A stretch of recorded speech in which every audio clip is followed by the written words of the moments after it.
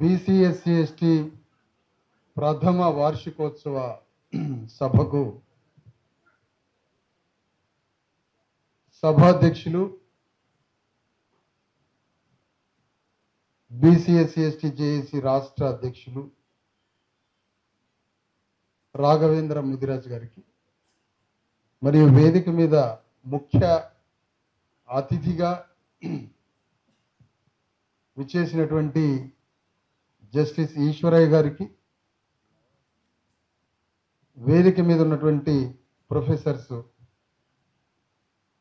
నాగం కుమారస్వామి గారికి, రామయ్య గారికి, ప్రొఫెసర్ కూరపాటి రమేష్ గారికి, ప్రొఫెసర్ ఆ తర్వాత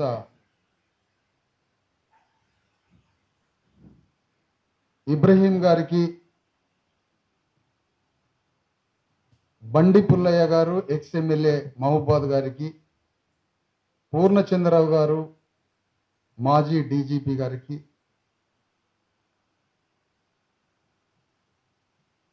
రఘునాథ్ గారు senior high court advocate, bar council member,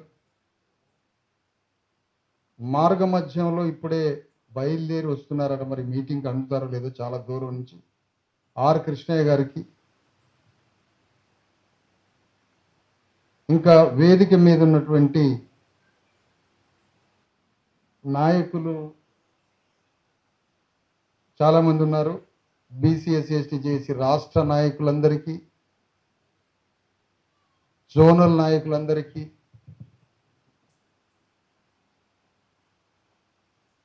BC SC ST JAC జిల్లా నాయకులకు, మొత్తంగా 5 రోజులలో, కేవలం 5 రోజులలో హైదరాబాద్లో మనం వార్షికోత్సవం జరపాలని ఒక పిలిపిస్తే రాష్ట్ర వ్యాప్తంగా 1100 మంది ప్రతినిధులు హాజరై రిజిస్ట్రేషన్ చేయించుకున్న మీ అందరికీ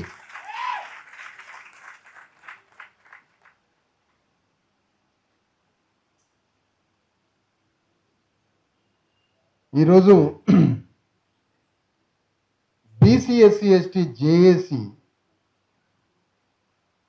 ఒక సంవత్సరం అయిన సందర్భంగా ఇక్కడ కలుసుకున్నాం.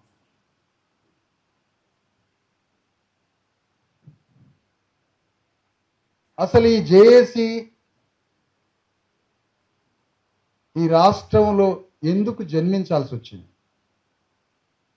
చందా మల్లయ్య గారికి, వారు ప్రొఫెసరే, మర్చిపోవడం జరిగింది, రాంబాబు ఖమ్మం, రాము యాదవ్, ఇంకా ఏకలవ్య గారికి, చాలామంది రాష్ట్ర నాయకులు, ఏమనుకోవద్దు అందరి పేర్లు చదవలేకపోతున్నాం. ఒక సంవత్సర కాలం క్రితం, దాదాపు 15 నెలలు అవుతుంది, BC SC ST JAC Telangana గడ్డ మీద జన్మించి. ఇది 15 నెలల బిడ్డ మాత్రమే. 15 నెలల బిడ్డ 150 సంవత్సరాల కాంగ్రెస్ పార్టీ మీద యుద్ధం చేస్తూ ఉంది.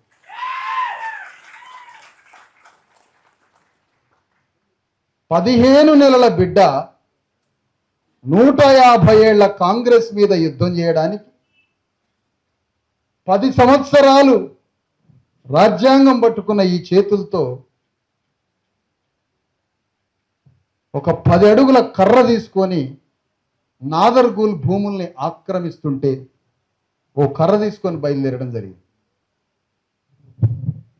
రాజ్యాంగం పట్టుకున్న చేత్తో కర్ర ఎందుకు పట్టుకోవాల్సి వచ్చింది? అది విశారదననే రాజ్యాంగం పట్టుకున్నాడు, అదే చేతితో కర్ర తీసుకొని పోవడం జరిగింది. ఎందుకు? అక్కడ ఉన్న 100 ఎకరాల భూమి మాదిగలకు ఇచ్చారు, బీసీల్లో అన్ని కులాలకి ఇచ్చారు భూమి. అలాంటి భూమి మీద ఒక పెద్ద ప్రైవేటు పరిశ్రమ యాజమాన్యం కన్నేసి ఆ భూమిని ఆక్రమిస్తే, ఆక్రమించిన భూమిని ఆక్రమించిన వాడిని తీసుకుపోయి జైలు వేయాలి, కేసులు పెట్టాల్సింది పోయి, ఆక్రమణకు గురైనటువంటి భూబాధితులు మా భూమి అని అక్కడికి పోతే వాళ్ళని పోలీసులు అరెస్ట్ చేసి కేసులు పెడుతున్న సందర్భంలో ఆ భూమి చుట్టూ పూర్తిగా ఒక పెద్ద 12 అడుగుల 15 అడుగుల గోడను కట్టి అందులో వందలాది మంది రౌడీలను పెట్టి ఈ భూమి ఫలానా భారతదేశంలోని అతిపెద్ద ఒక కంపెనీది అని రాసుకొని, అంటే లోపట ఒక రౌడీలతోటి ఆ భూమిని కాపాడడం, ఆ రౌడీలకి రక్షణగా భూ యజమాని ఉండడం, ఆ భూ యజమానికి రక్షణగా రేవంత్ రెడ్డి ఉండడం. నేను కర్ర తీసుకున్నది పోలీసుల మీదకి కాదు, నేను కర్ర తీసుకున్నది బీసీఎస్సీ ఎస్టీల రౌడీల మీదకి కాదు, నేను కర్ర తీసుకున్నది ఆ భూ యజమాని మీదకి కాదు, నా మీదకి కర్ర తీసుకొని రావాలనుకుంటున్నా రేవంత్ రెడ్డి మీదకే కర్ర తీసుకున్నా. ఎందుకు? రాజ్యాంగం పట్టుకున్న నేను రౌడీగా కూడా మారతా అని చెప్తున్నా. ఇక్కడ నా ఆత్మరక్షణ కోసం, నా అణగారిన వర్గాల ఆత్మరక్షణ కోసం రాజ్యాంగం పట్టుకుంటా, డిఫెన్స్ మెకానిజం కోసం రౌడీగా కూడా కొట్లాడతా అని చెప్తున్నా ఈ వేదిక మీద.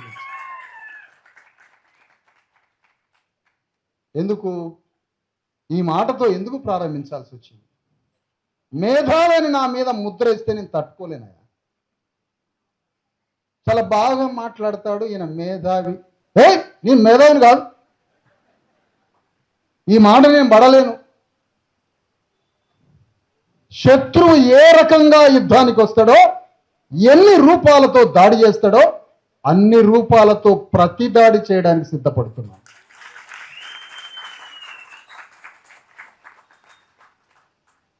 ఒకవేళ జేఏసీ పుట్టకపోతే, తెలంగాణ గడ్డ మీద 15 నెలల పసిగుడ్డ అయినటువంటి జేఏసీ పుట్టకపోతే ఖమ్మం వెలుగుమట్ల భూమిని రక్షించడానికి ఎవరొచ్చి ఉండేవారు? నేను ఆ తల్లిని అడుగుతున్నా, ఎవరొచ్చి ఉండేవారమ్మా? 1924, ఇది 2026, 101 సంవత్సరం క్రితం పుట్టిన కమ్యూనిస్ట్ పార్టీలు. 101 సంవత్సరం క్రితం కమ్యూనిస్టు పార్టీలు పుడితే 80 ఏళ్ల నుంచి కమ్యూనిస్టులు అడ్డా వేశారు ఖమ్మంలో. ఒక్క కమ్యూనిస్టు పార్టీ వెలుగుమట్ల భూములని, వెలుగుమట్ల ఇండ్లని కూల్చేస్తే ఒక్క కమ్యూనిస్టు కూడా వాళ్ళని రక్షించడానికి అక్కడ ఎందుకు లేడు? కాంగ్రెస్ పార్టీ తుమ్మల నాగేశ్వరరావు కూల్చడం, ఆ కూల్చిన దగ్గరికి ఒక్క కమ్యూనిస్టు నాయకుడు పోకపోవడం. కారణం ఏంటి? ఒక తుమ్మల నాగేశ్వరరావు అనే ఒక కమ్మ, ఒక రేవంత్ రెడ్డి ప్రతినిధి అక్కడ భూమిని 750 ఇండ్లని నేలమట్టం చేస్తే నేను కొమెర పోరాటంలో ఉన్నానమ్మా. అప్పుడు వారం రోజులు లేటుగా పోయినా, కలెక్టర్ దగ్గరికి పోయినా, జాయింట్ కలెక్టర్తో మాట్లాడినా, బాధితుల ఇండ్లన్నీ నేలమట్టమైతే నేలమట్టమైన ప్రతి ఇంటిని దర్శించిన ఆ పగిలిపోయి కూలిపోయిన ఇండ్ల కింద ఉన్న పిల్లల పుస్తకాలు, కాగితాలు, గిన్నెలు, బొచ్చల్ని పరిశీలించి అర్ధరాత్రి 3 దాకా మాట్లాడిన బాధితుల కోసం. అక్కడ రాంబాబు అనేటువంటి ఒక యోధుడైన కార్యకర్త ద్వారా బయలుదేరాను. నేను ఎందుకు చెప్తున్నానో అర్థం చేసుకోండి. ఈ సోత్కర్ష కాదు, ఇంకోటి కాదు. 750 ఇండ్లలో మొత్తం బీసీల, ఎస్సీ, ఎస్టీల ఇండ్లే, ఏదో ఒకరిద్దరు తప్ప. ఆ ఇండ్లని నేలమట్టం చేసి, ఎందుకు నేలమట్టం చేశావంటే అసలు ఆ భూమిలోకి రావడమే నేరం అన్నాడు కలెక్టర్. ఆ భూమిలో ఇల్లు కట్టుకోవడమే నేరము అన్నాడు. నేరమట, క్రైమ్. నేరం చేశారు 750 మంది. ఆ భూదాన భూమిలోకి వచ్చి ఆక్రమించి ఇల్లు కట్టుకున్న 750 మంది నేరస్తులు అని చెప్పాడు కలెక్టర్ నాతోటి. కలెక్టర్ ఆ మాట చెప్పిండు. భూబాధితులందరినీ, భూమి ఇల్లు కోల్పోయిన బాధితులను కలవడం, వాళ్ళ శిబిరం దగ్గర అంత ఘోరమైన శ్రీలంకలో దాడులు జరిగితే వాళ్ళ శిబిరాలు, పాలస్తీనా శిబిరాలు, దేశంలో అంతర్యుద్ధాలు జరిగితే కాశ్మీర్లో శిబిరాలు, ఏ శిబిరాలు నేను ఆ బాధితుల శిబిరాలు, అంత ఘోరమైన శిబిరాలు ప్రపంచంలో ఎక్కడ చూడలేదు. అలాంటి శిబిరం భారతదేశంలో మాతృభూమిలో తెలంగాణ తల్లి అనే ఈ గడ్డ మీద 300-400 మంది తల్లుల రోదనలతో తిండి లేక పోరగాళ్ళు చిన్న చిన్న బిడ్డలకి పాలిచ్చే పరిస్థితి లేక ఎక్కడోళ్ళు అక్కడ ఒక దేశం మరొక దేశం మీద దాడి జరిగితే ఎట్లా ఉన్నారో ఒక తెలంగాణలో ఉన్న బీసీ ఎస్సీ ఎస్టీలు 600-700 మంది బాధితుల దగ్గర శిబిరానికి పోయి తెల్లవారిన దాకా మాట్లాడిన వాళ్ళతో తల్లులతో అప్పుడు నిర్ణయం తీసుకోవడం జరిగింది గుండెల్లో. ఆ ఇండ్లు కోల్పోయిన భూమిలో వీళ్ళందరికీ ఇండ్లు కట్టించిన దాకా నిద్రపోను అని నిర్ణయం తీసుకున్నా. నా గుండెలు కరిగిపోయింది, నా కళ్ళల్లో రక్త కన్నీరు వచ్చింది. నా వల్ల కాలేదు. నా మిత్రుల్ని కార్యకర్తల్ని అందరినీ సమీకరించి రాష్ట్ర వ్యాప్తంగా కార్యకర్తలతో ఖమ్మం మీదికి పోయినాం దండయాత్రకి, యుద్ధానికి. 140 ఏళ్ల కాంగ్రెస్ పార్టీ కూలిస్తే 150 ఏళ్ల కాంగ్రెస్ పార్టీ కూలిస్తే 15 నెలల బిడ్డ జేఏసీ పోయింది ఖమ్మానికి.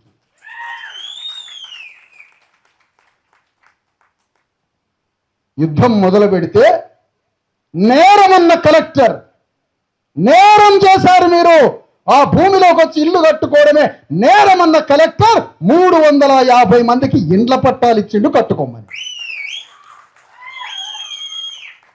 ఎవడు నేరస్తుడు? కలెక్టర్ నేరస్తుడైపోయాడు. ఇక్కడ కలెక్టరే నేరస్తుడైపోయాడు. ఎందుకు? నేరం చెయ్యని వాడిని నేరస్తుడుగా నువ్వు ప్రకటించి ఇల్లు కూలగొట్టినావు కాబట్టి కలెక్టర్ నేరస్తుడు. ఎవరో అక్కడ పాపం బాధితులు మాట్లాడటం రాక విశారదన్ సార్ అట, ఆయన ఏదో జేసీబీ అట, జేఏసీ అంటారు అట్లా. తల్లి నిజమేనమ్మా, అది జేసీబీ, వాడిని గూలగొట్టే జేసీబీ, వాడిని తొమ్మిది పారేసే జేసీబీ. ఎవరో విశారదన్ సార్ అట, జేసీబీ అట, వాళ్ళు ఉద్యమించారు. జేసీబీ బుల్డోజరే, ప్రొక్లైనే తొవ్వి పారేస్తాం. 152,000 సంవత్సరాల రెడ్డి ధర్మరాజ్యాన్ని భూకంపాలు తెచ్చిపారు. ఇంకా ఏమి చూడలే. జేఏసీ పుస్తకం దులపలే నేను, ఇంకా అట్టా దులపలేదు నేను. ఇంకా దాంట్లో తీస్తే విశేష సూచిక ఉంటుంది, పీఠిక ఉంటుంది, ముందు మాట ఉంటుంది, అధ్యాయాలు ఉంటాయి, పాఠాలు ఉంటాయి. షాంపిలే ఈ సంవత్సరం చూపించింది. ఒక షాంపిల్ మాత్రమే. కొమర బాధితుల దగ్గరికి పోయి అర్ధరాత్రి పూట దాడి జరిగిందని పోతే సాకలి తల్లి, అర్ధరాత్రి మీద దాడి జరిగితే ఒక బిడ్డను చంపేస్తారు రెడ్లు, వాళ్ళని కాపాడతాడు ఈ రేవంత్ రెడ్డి. ఈ రేవంత్ రెడ్డి వాళ్ళని కాపాడతాడట.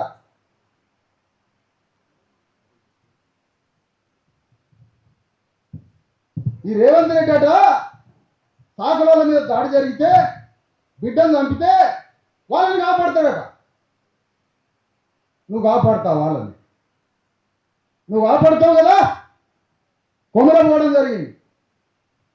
నాగర్ కర్నూలు పట్టణంలో 500 మందితో తెల్లవారుజామున 4 గంటల దాకా నడి బజార్లో కూర్చొని మొత్తం ట్రాఫిక్ ని దిగ్బంధించి పోలీసులు వచ్చి ఎవరైతే కొట్టి చంపినా వాడి మీద కేసు పెట్టించిన. జేఏసీ పుట్టకపోతే ఎవరు రావాలని నేను అడుగుతున్నా. ఒక్క పార్టీ కాలే. జేఏసీ పుట్టకపోతే అది ప్రశ్నించడానికి, అడగడానికి ఎవరు వచ్చిండేవారు అని అంటున్నా. ఎందుకంటున్నా ఈ మాట? మేము ప్రారంభించిన తర్వాత, మన జేఏసీ ప్రారంభించిన తర్వాత ఉద్యమం, అప్పుడు కేటీఆర్ వచ్చింది, అప్పుడు బీజేపీ రామచంద్ర వచ్చింది, అప్పుడు కమ్యూనిస్ట్ పార్టీలు వచ్చినాయి, అప్పుడు కాంగ్రెస్లో ఒకళ్ళిద్దరు వచ్చింది. అయ్యో పాపం, ఎందుకు వచ్చారు? 15 ఏళ్ళ బిడ్డ, 15 ఏళ్ళ బిడ్డ యుద్ధానికి పోయింది కొమిరా. 150 పార్టీలు, 100 సంవత్సరాల పార్టీలేమో 4 రోజుల తర్వాత వచ్చి ఇది ప్రపంచానికి తెలియజెప్పిన జేఏసీకి అభినందనలను ఒక్కొక్క పార్టీ వచ్చి చెప్తుంది.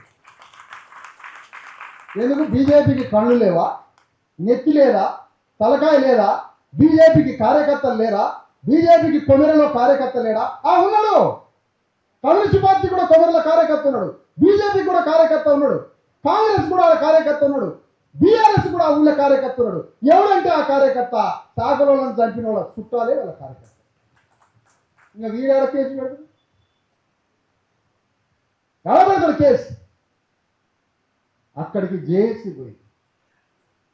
ఏంటి మార్పులు అంటే ఈ మాటలు రామోజీరావు రాస్తాడా? వేదిక మీద రాస్తాడా రామోజీరావు? ఈనాడు పేపర్లో రాయమని ఈ పోరాటాన్ని రాయలే. ఎందుకు రాయలే? ఓ కాట్లాపూర్ సర్పంచ్ వచ్చింది. అగో ఆఫీసులో కొమ్మెర బాధితులు ఉన్నారు, చేతగా కూర్చున్నారు పొద్దు నుంచి. అగో అక్కడ వెలుగుమట్ట బాధితులు ఉన్నారు. కాట్లాపూర్ సర్పంచ్ 1400 ఎకరాల భూసేకరణ మొదలుపెట్టిండు రేవంత్ రెడ్డి. ఎవరి భూములు? సగం మాదిగల భూములు, సగం గొల్లల భూములు, పైన 10-20% ముదిరాజులు, ఎస్సీల, బీసీల భూములు. మాదిగలకు ఏడై భూములు అంటే ఇనాం నుంచి వచ్చినటువంటి నిజాం టైం నుంచి ఇందిరాగాంధీ టైం వరకు ఇచ్చినటువంటి ఇనాం పట్ట, ఇనాం అసైన్ ల్యాండ్స్ ఉన్నాయి. ఆ ల్యాండ్స్ అంతా కావాలట రేవంత్ రెడ్డికి. ఎందుకు? ఆడ పరిశ్రమ పెట్టిస్తాడట ఆయన. ఇండస్ట్రియల్ పార్క్ కింద 1400 ఎకరాల భూమిని భూసేకరణ చేస్తుంది. ఆడపోయి కొట్లాడితే ఒక్క పార్టీ కొట్లాడక రాలే అక్కడికి. ఏ పార్టీ ముందుగా రాలేదు. ఖమ్మం ఎట్లా పోయినా ముందుగా ఊరు పోయి అదంతా సర్వే చేసి ఆ 2 గ్రామాల్లో మన కార్యకర్తలే ఉన్నారు, ఆ చుట్టుపక్కల కార్యకర్తలే ఉన్నారు, పక్కన షాదనగర్, మహబూబ్నగర్, వికారాబాద్ మొత్తం కార్యకర్తలని తీసుకొని వికారాబాద్ జిల్లా కేంద్రంలో 10 గంటల సేపు యుద్ధం చేస్తే భూసేకరణ అయిపోయింది.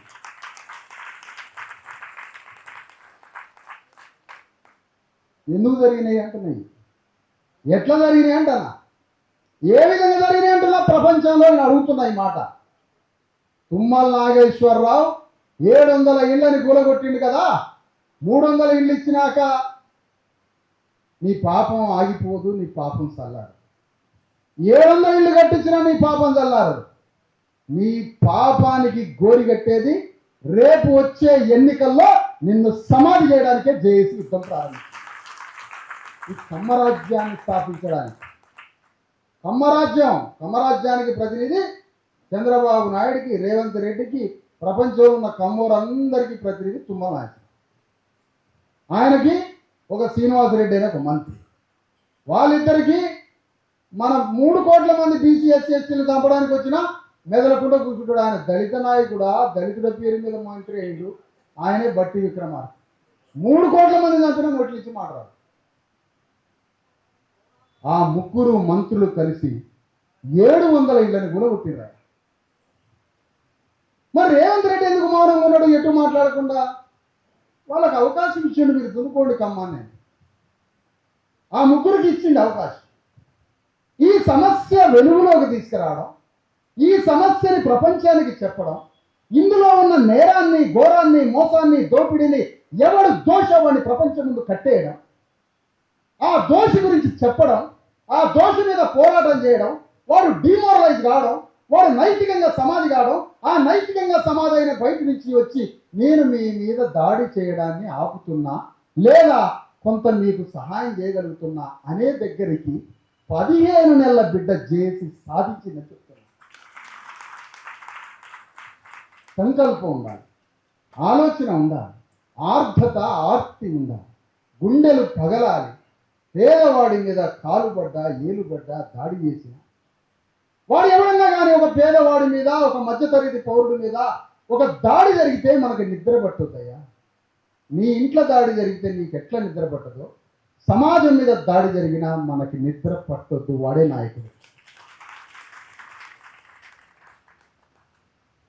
తెలంగాణ గడ్డ మీద జేఏసీ స్థాపించిన తర్వాత ఆ జేఏసీ కొన్ని పోరాటాలు మొదలుపెట్టింది. అది ఎంత పెద్ద పోరాటము! స్వరాజ్య పాదయాత్ర అని 10,000 కిలోమీటర్ల పాదయాత్ర జరిగింది. 10,000 కిలోమీటర్ల పాదయాత్ర ప్రపంచ చరిత్రలో ఎక్కడా జరగని పాదయాత్ర. చైనాలో 9,000 కిలోమీటర్లే జరిగింది. కానీ తెలంగాణలో 10,000 కిలోమీటర్ల పాదయాత్ర ఎందుకు జరిగిందంటే చైనాలో 1,00,000 ఎకరాల భూస్వాములే ఉంటే తెలంగాణలో మహబూబాబాద్లో బండి పుల్లయ్య గారి ఊళ్ళో 1,50,000 ఎకరాల భూస్వాములు.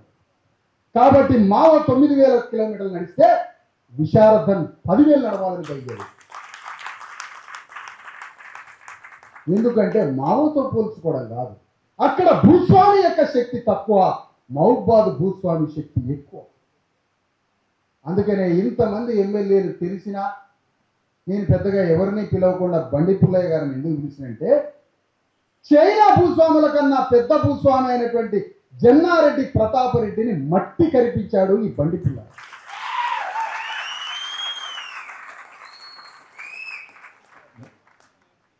జన్నారెడ్డి జనార్దన్ రెడ్డి, ప్రతాపరెడ్డి, సురేందర్ రెడ్డి వీళ్ళంతా ఒక తాను. సురేందర్ రెడ్డి ఎవరు? నెహ్రూ క్యాబినెట్ లో వాళ్ళ బావ, వాళ్ళ అన్న అతిపెద్ద కీలకమైనటువంటి వ్యక్తి. స్వాతంత్రం వచ్చినాక మొదటి పార్లమెంట్ రామచంద్రారెడ్డి వీళ్ళ సొంతం అక్కడిచ్చిన బావ. ఆ తర్వాత సురేందర్ రెడ్డి పార్లమెంట్ లో మెంబర్ అయ్యిండు వరంగల్ నుంచి. ఆ సురేందర్ రెడ్డి యొక్క కొడుకే రఘురామరెడ్డి ఖమ్మంలో పార్లమెంట్ సభ్యుడైండు. ఆ రఘురామరెడ్డి, సురేందర్ రెడ్డి, రామచంద్రారెడ్డి వీళ్ళందరి దగ్గర కలిపిన బంధువే విష్ణూరు రామచంద్రారెడ్డి. ఈ విష్ణూరు రామచంద్రారెడ్డి ఈ మొత్తం బంధువుల యొక్క కలయికే హైదరాబాద్ లో బేగంపేట లక్షల కోట్ల రూపాయల వేల ఎకరాల సామ్రాజ్యం. వీళ్ళకి దేశంలో ఎక్కడా లేని గుర్రపుల యొక్క హార్స్ రేసింగ్ కోర్స్. వీళ్ళ పైసలతోటే రేవంత్ రెడ్డి 1500 కోట్ల రూపాయలు ఈ కుటుంబానికి రేవంత్ రెడ్డి అధికారంలోకి వచ్చారు. ఇది మూల సూత్రాలు. ఏమిటి రాజ్యం అంటారు? ఈ 1500 కోట్ల రూపాయలు ఎక్కడికి పోయినాయి?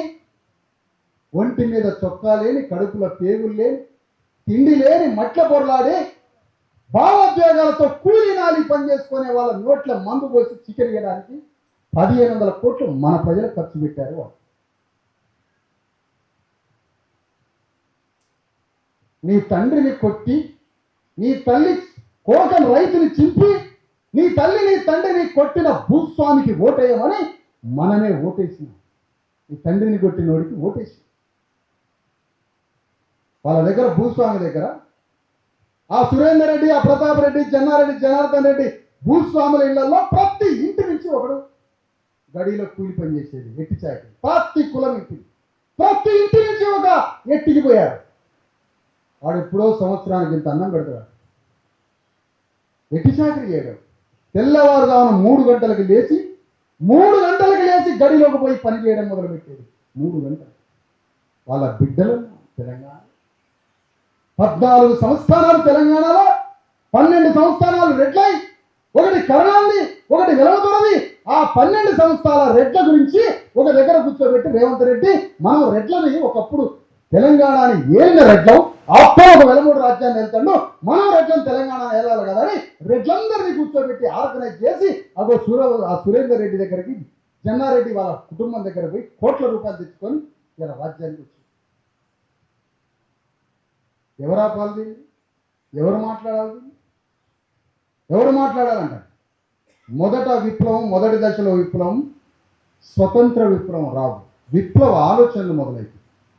విప్లవ ఆలోచనలు మొదలైనప్పుడు పాలకవర్గంలోనే ఘర్షణ మొదలైంది. పాలకవర్గమే విప్లవంగా అక్కడక్కడ రూపాంతరం చెందింది. తెలంగాణ గడ్డ మీద జేఏసీ స్థాపించిన తర్వాత అంతకుముందు స్వరాజ్య పాదయాత్ర చేసి, తెలంగాణ గడ్డ మీద స్వరాజ్య పాదయాత్ర నేను మాదిగల కోసం చేయలేదు. సమస్య లేదు, సగర్వంగా చెప్తున్నాం. తెలంగాణ గడ్డ మీద 12% ఉన్న నంబర్ 1 మాదిగ కులంలో పుట్టినందుకు నేను గర్విస్తున్నా. అందులో సమస్య లేదు. కానీ 12% మాదిగలుగా బతికితే మన జీవితం వృధా. మాదిగల కోసమో మాదిగలుగా బతకంటే 12% ఉన్నా, నువ్వు రాజ్యాంగ రిజర్వేషన్లు ఉన్నా, ఇంకేమున్నా కూడా నీ బ్రతుకు వృధా. ఎందుకు వృధా? నువ్వు 12% ఉన్నావు కదా, అంటే పెద్ద సంఖ్య అన్నావు కదా, రాజ్యాంగం రిజర్వేషన్ ఇచ్చింది కదా, చలో గ్రామంలో ఉన్న 90% మంది బీసీఎస్ ఎస్టీలు నువ్వే పోయి ఆర్గనైజ్ చేయి, తెలంగాణ గడ్డ మీద 3 కోట్ల మందిని ఆర్గనైజ్ చేద్దామన్న ఆలోచనతో స్వరాజ్య పాదయాత్రతో బయలుదేరి తెలంగాణ గడ్డ మీద ముదిరాజుల వాటా ఎంత అని ప్రశ్నల ప్రింగులోకిలో తెలంగాణ గడ్డ మీద ముదిరాజులు మీటింగ్ పిలిచారు. నేను మాదిగ కులస్తుడిని, నన్ను ముదిరాజులు పిలిచారు మీటింగ్కి. నన్ను పద్మశాలిలు పిలిచారు, యాదవులు పిలిచారు, సమస్త బీసీ కులాలు ఒక మాదిగ కులస్తుడైన విశారదాన్ని పిలిచి చెప్పించుకుంటున్నారు ఎట్లా యుద్ధం చేయాలో, ఎట్లా పోరాటం చేయాలో. అరే ఎవడో కూడా అవలాగాడు మధ్యలో కొంతమంది హైదరాబాద్లో దళారుల విశారదన్ మాదిగ కులస్తుడైతే ఎట్లా బీసీలని? ఇది గ్రామంలో ఎవరికి లేదు, ప్రగతిశీల భావాలు ఉన్నవాడికి ఎవరికి లేదు, దళారికి దొంగలకే ఉంది ఆలోచన, ఎవరికి లేదు. నాకు ఈశ్వరయ్య గారు లేరా తండ్రి లాంటి వ్యక్తి? బీసీ కాదా? నాతో యుద్ధం చేస్తున్నాడు, మా ఇద్దరితో కలిసి యుద్ధం చేస్తున్నావు. వారి స్ఫూర్తితో, వారి ఆలోచనతో. వీళ్ళంతా బీసీలు కాదా? బండి పుల్లయ్య గారు బీసీ కాదా? కూరపాటి నారాయణ రమేష్ గారు బీసీ కాదా? ఎవరు బీసీ కాదు? వేదిక మీద సగానికి పైగా 30% బీసీలు ఉన్నారు. ఇందులో బీసీలు ఉన్నారు. బీసీల కోసం కాన్షీరామ్ మండల కమిషన్ ఉద్యమం, అంబేద్కర్కి యుద్ధం చేస్తుంటే అంబేద్కర్ యుద్ధంలో బీసీలు దొరకలేదు, స్వాతంత్రోద్యమంలోకి రండి అని గాంధీ ట్రాప్ చేసిండు వాళ్ళని. ట్రాప్ ట్రాప్ ట్రాప్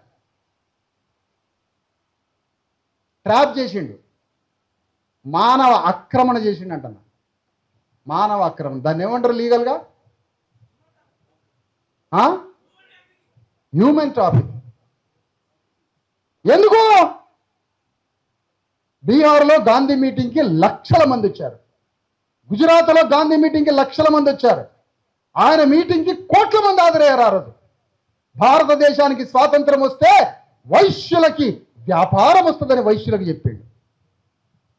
వైశ్యులకి మొత్తం బ్రిటిష్ వాడిని ఎల్లగొడితే అంతకన్నా వ్యాపారస్తులుగా మీరు పెరిగిపోతారని గుజరాత్, ఉత్తర భారతదేశం మార్వాడీలకు చెప్పిండు. మొత్తం వ్యాపార సామ్రాజ్యాన్ని నిర్మిస్తామని వాళ్ళకి హామీ ఇచ్చి భారతదేశంలో బనియా క్యాపిటలిస్టులని పుట్టించిన వాడు గాంధీ, నెహ్రూ. ఓకే, వాళ్ళకి చెప్పిండు. క్షత్రియులకు ఏం చెప్పిండు? ఈ భారతదేశాన్ని, రాజకీయాన్ని మీరే పరిపాలించవచ్చు, బ్రిటిష్ వాడిని ఎల్లగొడితే అని క్షత్రియులకు చెప్పిండు. బ్రాహ్మణులకు ఏం చెప్పిండు? క్షత్రియుని పీఠం మీద కూర్చోబెట్టి మీరే రాజకీయాన్ని నడపండి, అవసరమైతే క్షత్రియుడు దొరకకపోతే నెహ్రూనే కూర్చోబెడదామన్నాడు. బ్రాహ్మణులకి రాజ్యం చెప్పిండు, క్షత్రులకి రాజ్యం చెప్పిండు, వైశ్యులకి వ్యాపారం చెప్పిండు, శూద్రులకి ఏం చెప్పిండు? మీరు అంబేద్కర్ అయిపోతే మీరు నాశనం అయిపోతారు, మీరు నాతో రండి అన్నాడు. భారత స్వాతంత్రం వచ్చాక బీసీల నోట్లో మన్ను పడింది. రిజర్వేషన్లు అంబేద్కర్ ఇచ్చేదాన్ని కోల్పోయారు. గాంధీ ట్రాప్లో పడి రిజర్వేషన్లు లేకుండా చచ్చిపోయింది బీసీ జాతి. అంబేద్కర్ నమ్ముకున్న ఎస్సీ ఎస్టీలకి రిజర్వేషన్లు వచ్చింది.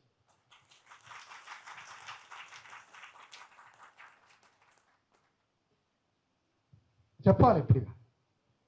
ఎవరు ఈ వ్యాపార సామ్రాజ్యాన్ని భారతదేశంలో మార్వాడీలకి ఇంత వ్యాపార పునాది రోజున ఎవడు వాడు? ఎవరు? గాంధీ. నీకు స్వాతంత్రం అందించిండా? మార్వాడి సామ్రాజ్యాన్ని పునాది రాయేసినోడు గాంధీ కాదా?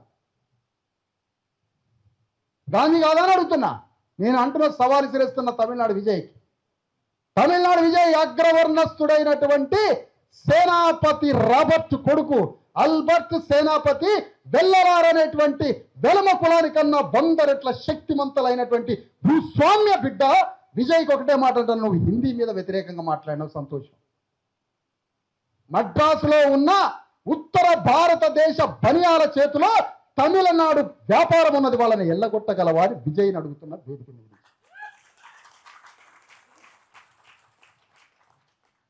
అంబానీ, అదానీలు మద్రాసులో అడ్డం వేసి మొత్తం ప్రపంచ వ్యాపారాన్ని నీ తమిళనాడులో ఉండి నడుపుతున్నారు, వాళ్ళని ఎల్లగొట్టగలవా? విజయ్ని అడుగుతున్నాను నేను ఈరోజు. 50 లక్షల ఎకరాల భూమి తమిళనాడులో ఉంది, 50 లక్షల ఎకరాల భూమి ప్రజలకు కావాలా, పంచుతావా అని అడుగుతున్నాను నేను నమ్ముతున్న పంచుతాడని. మీరు చెప్పాలా మరి, విజయ్ ఫోటోలు వేసుకునే వాళ్ళు మీరు చెప్పాలా మీరు. అందుకనే ఆశిద్దాం విజయ్ని, ఎందుకంటే చూడటానికి అమాయకంగా మంచోళ్ళలాగా ఉన్నాడు, ఆశిద్దాం.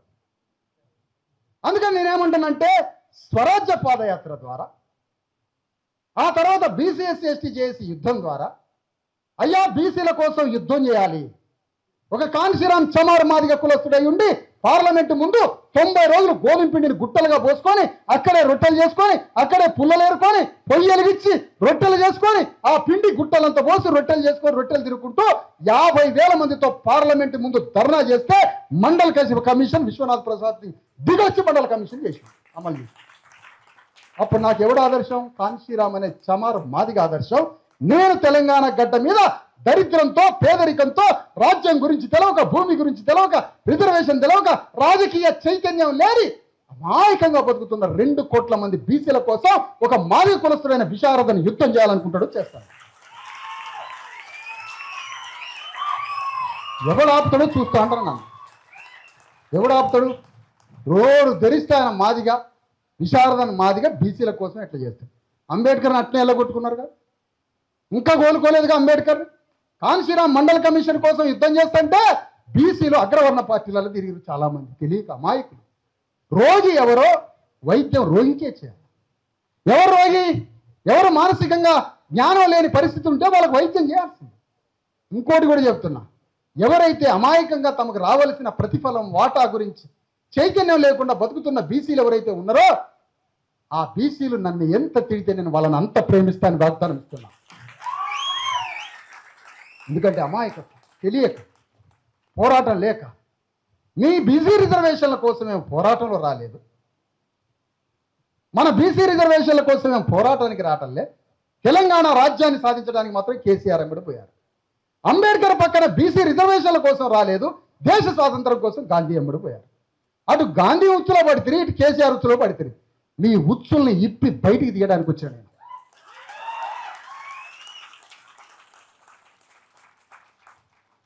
అందుకనే తెలంగాణ గడ్డ మీద బీసీలకి రిజర్వేషన్ 42% అన్నాడు మనోడు పాపం రేవంత్ రెడ్డి. 42% ఏం చేసినారో బాబు ఆ బిల్లులు, ఏడబెట్టినావు ఆ బిల్లులు. ఆయన ఎందుకు నవ్వుతుండో తెలుసా? రోజు మాట్లాడితే నవ్వుతాడు రేవంత్ రెడ్డి. ఎందుకు అనుకుంటాను? ఈ అమ్మ బీసీలను భలేగా మోసం చేసినాను. నీకు అది తెలవట్లేదా బాబు? ఈ అమ్మ బీసీలను భలే. అరే ఢిల్లీ పోయి మెట్రో రైలు ఉన్నది 2 నెలల క్రితం మెట్రో బతకలేదా? మెట్రో రైలు లేకపోతే ఎర్ర బస్సులు ఎక్కి హైదరాబాద్ వస్తే డబుల్ డెక్కర్ బస్సులు ఎక్కి హైదరాబాద్లో బ్రహ్మాండంగా మెట్రో లేకుండా బతికినాం కదా. నీ మెట్రో ఒక రష్యా విప్లవం. ఈయనకి మెట్రో ఈయనకు విప్లవం అన్నమాట. భూమి మంచడం అంత విప్లవం మెట్రో. ఆయన మెట్రో ప్రాజెక్టు కోసం ఢిల్లీ పోయి, ఆ ఢిల్లీలో కిషన్ రెడ్డి దగ్గర పోయి, ఇదంతా దొంగల కొట్లాట వీళ్ళది. పెద్ద 2 తోడు దొంగలు. ఆడికి పోయి 2 కేంద్ర మంత్రులు, ఈ 2 కలిసి ఆడ పంచాయతీ పెట్టి మెట్రో కోసం 10,000 కోట్లు ఎవరి దగ్గర నుంచి రుణం తీసుకొచ్చి ఆ మెట్రో. దేనికా మెట్రో? నువ్వు ఇంత యుద్ధ ప్రాతిపదికన ఢిల్లీ పోయినావు కదా, అదే ఢిల్లీలో మెట్రో సాధించినని చెప్తున్నావు కదా. బీసీ బిల్లులు 42% రిజర్వేషన్ల బిల్లులు అదే ఢిల్లీలో నలిగిపోయి కాలిపోయి ఆగిపోయి, దానివల్ల బీసీలు బతకలేకపోతున్నారు. వాళ్ళకి స్థానిక సంస్థల రిజర్వేషన్లు కావాలి, స్కూల్లో రిజర్వేషన్లు కావాలి, ఉద్యోగాల రిజర్వేషన్లు కావాలి. బీసీ వాడు కూడా గ్రామంలో రెడ్డోడి ముందు కాలర్ వేసుకొని బతికే బిల్లులు ఉన్నాయి కదా. మరి ఆ బిల్లుల గురించి నువ్వు ఢిల్లీ ఎందుకు పోలేదురా బచ్చా? రేవంత్ రెడ్డిని అడుగుతున్నా, రేవంత్ రెడ్డిని అడుగుతున్నా. నువ్వు ఎందుకు బీసీ బిల్లుల కోసం నువ్వు మెట్రో లాగా తిరగలేదురా బచ్చా? నువ్వు ఎందుకు పోలే ఢిల్లీ అని అడుగుతున్నా. ఎవరైనా అడుగుతున్నారా? మెట్రో పోయి వచ్చినావు, మెట్రో రైలు కోసం పోయినావు, అదేదో పెద్ద విప్లవం లాగా. నువ్వు మెట్రో రైలు కోసం పోతావు, బీసీ బిల్లుల కోసం పోవా? 9th షెడ్యూల్లో పెట్టి రాజ్యాంగ హోదా కల్పించి పార్లమెంట్లో 9th షెడ్యూల్ మీద ఆమోద ముద్ర వేసి ఆ బిల్లు తీసుకొని రా. అప్పటిదాకా నీ గుండెల మీద తంత అని చెప్తున్నా విశారదంగా. నీ గుండెల మీద నా యుద్ధం. ఏం వాళ్ళ ఇళ్ళకి పోయినావు ఎప్పుడన్నా? పద్మశాలి వాళ్ళ పేదరికం తెలుసా నీకు? పద్మశాలి వాళ్ళ పేదరికం తెలుసా? అర్ధరాత్రి పూట 2 గంటలకి హైదరాబాద్ వచ్చిన పద్మశాలిలు 3 గంటలకి 4 గంటల దాకా మిషన్ నడుస్తూ ఉంటుంది, కుట్టు మిషన్. మేరోళ్ళు కానీ, పద్మశాలి కానీ, నల్గొండోళ్ళు, మెదకోళ్ళు, కరీంనగర్ వాళ్ళు. కుమ్మరోళ్ళ పేదరికం తెలుసా? సాగరోళ్ళ పేదరికం తెలుసా? మేదరోళ్ళ పేదరికం తెలుసా? ఒక్కొక్క బీసీ ఇళ్లలో ఆత్మగౌరవం కోసం పస్తులు వండి చనిపోతారు ఆత్మహత్య చేసుకొని సిరిసిల్లలాగా. కానీ ఒక్కడి దగ్గర ఆశించడం తెలియదు బీసీలకి. ఆత్మగౌరవంతో పేదరికంతో చచ్చిపోతారు రే. వాళ్ళకంత చదువుల రిజర్వేషన్, వాళ్ళకంత రాజకీయాల రిజర్వేషన్, వాళ్ళకన్ని ఉద్యోగాల రిజర్వేషన్లు ఇస్తే మెట్రో లేకుండా బతుకుతారా బచ్చా? బీసీ రిజర్వేషన్ లేకపోతే మాత్రం బతకలేము. అది సాధించి పెట్టి ఈయనట 2034 దాకా సీఎం మాట. అంటే గౌన్ లాయన్ని కానియను సీఎం, నేను గౌన్ లాయన్ని కానియను. మరి ఇప్పుడు గౌన్లో ఆలోచించాను. నేను యాదవ్ని కానియను సీఎం, రెడ్డినే అయితే నేను. ముదిరాజుని అసలే కానియను. మరి ఏం చేస్తావు? వీళ్ళందరికీ గోరిగట్టి రెడ్ల సామ్రాజ్యాన్ని నిర్మించి రెడ్డి క్యాపిటలిస్టులను తయారు చేసి, రెడ్డి భూస్వాములను తయారు చేసి, రెడ్ల వ్యాపార సామ్రాజ్యాన్ని, ఒకవైపు భూస్వామ్య వ్యవస్థని రెండు తయారు చేస్తున్నాడు.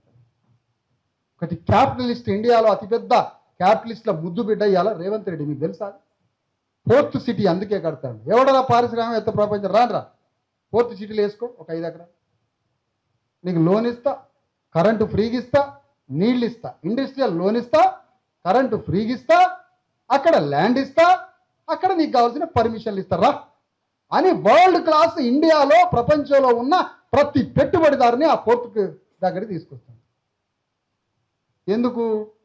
మనల్ని ఏమీ లేని, తిండి లేని, బట్ట లేని, చదువు లేని, ఏమీ లేని వ్యక్తులుగా మార్చి, మనం ఓట్లకి అమ్ముడు పోయే ఒక మర వ్యక్తులుగా మార్చి, అతను ఫోర్త్ సిటీ లాంటి ఒక ఊహా ప్రపంచాన్ని, ఒక మాయా ప్రపంచాన్ని సృష్టించి మీ అందరికీ ఉద్యోగాలు వస్తున్నాయని 6 స్కూల్ అనే వల పెట్టాడు తెలంగాణ. 6 స్కూలు వాళ్ళు. మరి రా రేవంత్ రెడ్డి నీ కొడుకుని చేరిపి, నీ మనవని చేరిపి, ఆ స్కూల్లో చేరిపి అంటన్నా. ఈయనకి ఫోర్త్ సిటీలో ప్రపంచానికి స్వర్గధామం అంటాడు. మరి పోయి ఫోర్త్ సిటీలో ఉండవు. వాడు అమరావతి అంటాడు, ఆడుండడు, వీడు హైదరాబాద్ ఉంటాడు. ప్రపంచంలో అమరావతి నంబర్ 1 అంటాడు, వాడు ఆడ ఉండకుండా ఈడు ఉంటాడు హైదరాబాద్. వచ్చిందేలో చంద్రబాబు, వాడు పోయిందేలో.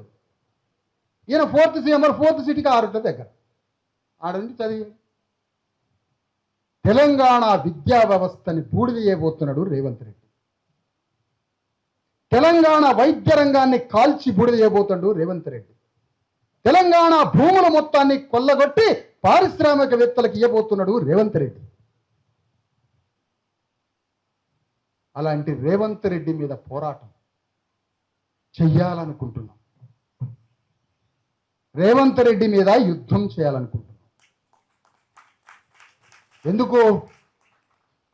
ప్రతి గ్రామంలో ఎస్సీ ఎస్టీ బీసీల రక్తం దాగింది నీ రెడ్డి వర్గం కదా. నా తల్లిదండ్రులు పూర్వీకుల్ని దోపిడీ చేసింది మీరే కదా. పగ తీర్చుకోవాలి, ప్రతీకారం తీర్చుకోవడానికి ప్రతి భూస్వామిని, ప్రతి రైతుని, ప్రతి యజమాని ఎవరైతే ఉన్నాడో ప్రతి యజమాని మీద యుద్ధం చేయడానికి ఆ గడిలో పనిచేసిన ప్రతి బీసీ ఎస్సీ ఎస్టీలకి ఓటనే గడ్డపార అంబేద్కర్ ఇచ్చిండు. నీ యజమాని పొడి సంపమని దా, మరి యుద్ధానికి రా, రమ్మంటున్నా యుద్ధాన్ని. నీకు ఇచ్చిండు ఆయుధం. ఇక ఎవరికి ఇచ్చిండు? ఏ గడిలో అయితే మీ అయ్య పని చేసిండో ఆ గడి ధరని రాజకీయ సమాజం నీ చేతికి ఓటనే గడ్డపారిచ్చిండు. చలో రాండి యుద్ధాన్ని. ఆ ఓటనే గడ్డపార అదే రైతుకి ఇచ్చి కోటర చేసి అడుక్కున్నాడు మనోడు. ఎవరిని కొట్టాలి ఇప్పుడు? రెడ్డిని కొట్టాలా, నా వాడిని కొట్టాలా? ఎవరిని కొట్టాలి? బండి పుల్ల గారు చెప్పాలి. ఇప్పుడు నా వాడిని కొట్టాలా, నేను రెడ్డిని కొట్టాలి? రెడ్డినే కొట్టాలి. ఎందుకు? నా వాడు అమాయకుడు కాబట్టి. నా వాడు అమాయకుడు కాబట్టి. నా వాడిని అమాయకుడిని చేసినావు కాబట్టి, పిచ్చోడిని చేసినావు కాబట్టి, మానసిక వికలాంగుని చేసినావు కాబట్టి నీ మీద యుద్ధం తెలంగాణ గడ్డ మీద. ఇప్పుడు సామాజిక న్యాయం జరుగుతున్నది, ఇంత పెద్ద పోరాటం. సామాజిక న్యాయం, సోషల్ జస్టిస్, పూలే అంబేద్కర్ కాంశీరాముని పునర్జీవింపజేస్తాం తెలంగాణ గడ్డ మీద. మళ్ళా పుట్టిస్తాం ఆ ముగ్గురిని, రివైవ్ అండ్ సర్వైవ్ చేస్తాం తెలంగాణ గడ్డ మీద. భారతదేశంలో నడిచిన ఒక అతిపెద్ద చాతుర్వర్ణ బ్రాహ్మణీయ వ్యవస్థ మీద జరిగిన ఒక ఉద్యమాన్ని తెలంగాణ గడ్డ మీద పునర్జీవింపజేస్తాం. మళ్ళా ఆ పునర్జీవింపజేయడానికి తెలంగాణ రాష్ట్రంలో జరిగిన స్వరాజ్య పాదయాత్ర, బీసీ ఎస్సీ ఎస్టీ జేఏసీ యొక్క చైతన్యంతో స్థానిక సంస్థల ఎన్నికలు వచ్చాయి. స్థానిక సంస్థల ఎన్నికలు వచ్చేసరికి బీసీల వాటా ఎంత, నువ్వు ఇచ్చే సర్పంచ్ ఎన్నికలలో టిక్కెట్లలో బీసీల వాటా ఎంత అని చుట్టూ నీళ్లు చేరిన రేవంత్ రెడ్డి కాంగ్రెస్ పార్టీ చుట్టూ ఒక బీసీ ఎస్సీ ఎస్టీ జేఏసీ, ఇగో ఈశ్వరయ్య గారు, చిరంజీవి గారు, తెలంగాణ గడ్డ మీద ఉన్న బీసీ నాయకులు అందరం కలిసి అడిగిన పోరాటం. నాగర్ కర్నూలు అర్ధరాత్రి 2 దాకా పెద్ద ఆయన జస్టిస్ ఈశ్వరయ్య గారు మీటింగ్లో కూర్చున్నారు 2 దాకా.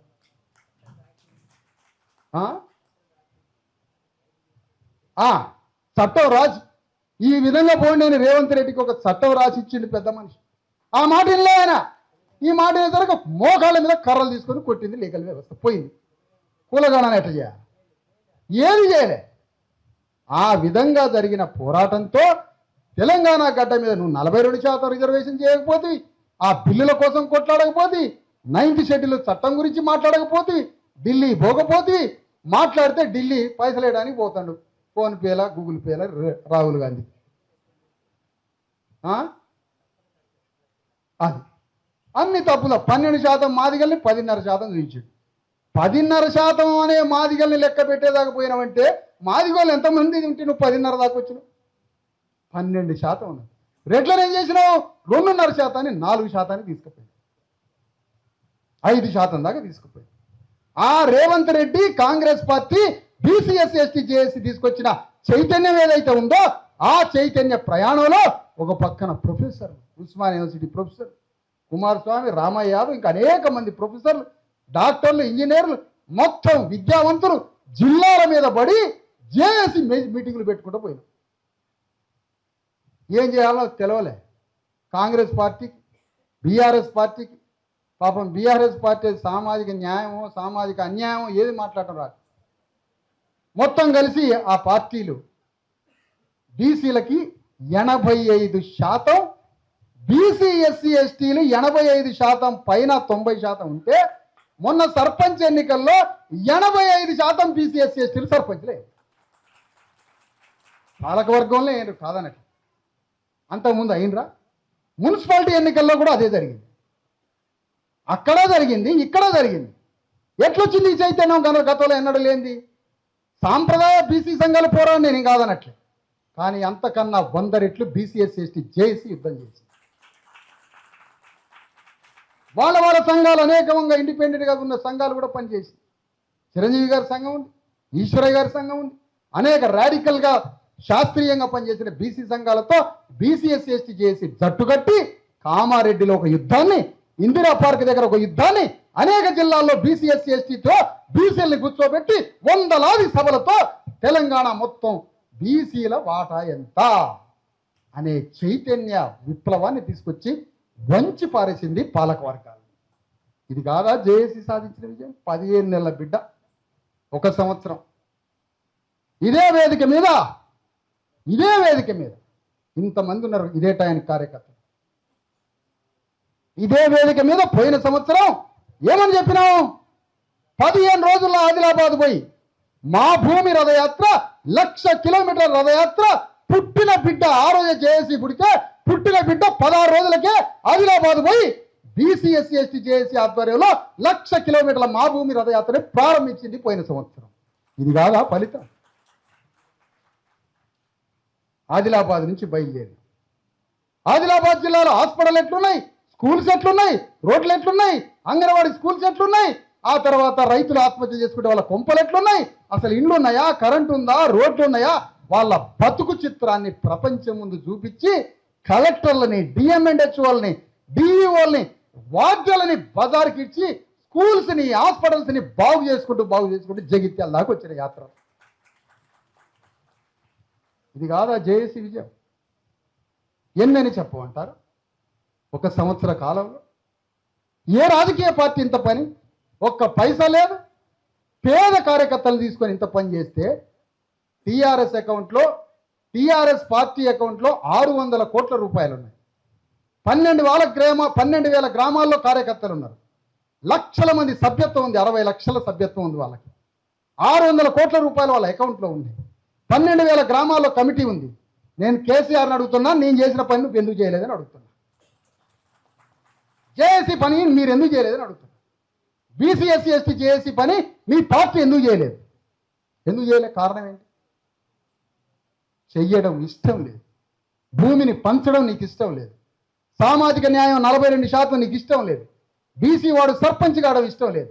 ఒక శాఖలైన వెలమూడి మీద పోరాటం చేసి గ్రామంలో సర్పంచ్ కావడం కేసీఆర్కి, హరీష్ రావుకి, కేటీఆర్కి ఎవరికి ఇష్టం లేదు. ఆ పార్టీ ఒక శాఖలైనట్లయితే అందుకనే వెలమూల మీద, జగిత్యాల్లో, ఆదిలాబాద్లో ఒక్కొక్క వెలమారెడ్ల మీద కుమ్మరోళ్ళు, మంగళోళ్ళు, సాకలోళ్ళు, యాదవులు, ముదిరాజులు, పెద్ద భూస్వాముల మీద సర్పంచ్ ఎన్నికల్లో పోటీ చేసి బ్రహ్మాండంగా సర్పంచ్లైనరు బీసీలంతా.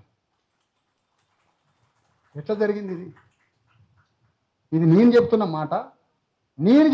మాట కూడా ఎట్లా చెప్తున్నంటే, నేను చెప్పే మాటలన్నీ తెలంగాణలో 2 కోట్ల మంది మాట్లాడుకుంటారు. నా మాటలన్నీ నేను మాట్లాడిన మాటలు వాళ్ళు మాట్లాడుకుంటే తెలిసి నేను చెప్తాను.